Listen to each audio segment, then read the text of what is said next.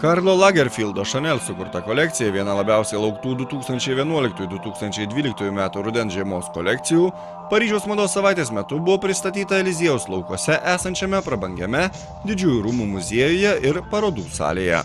Po įspūdingų Art Nouveau stiliaus geležinių, pleninių ir stiklinių skliautinių stogų modeliai žingsniavo lentomis apkaltų medinių podiumų, apsuptų anglies garų ir pilkų akmens luitų tapytame šešėliuose paskendusių medžių kamienų fone. Chanel drabužių kolekcija perteikė apokalipsinę jo kūrėjų nuotaiką.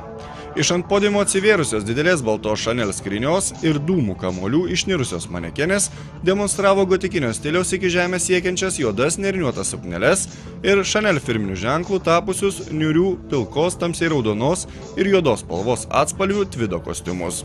Modeliai žingsniavo 120 metrų ilgio podiumų skambant britų roko grupės The Q albumui The Forest.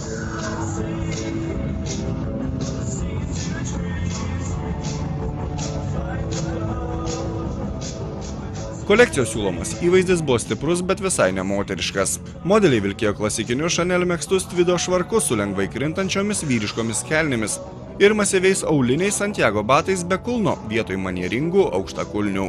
Kreminis megztas tvido švarkas ir prie jo derantis jonas buvo dėvimas ant aptemptų juodų džinsų, o ne šilkinių pėdkelnių.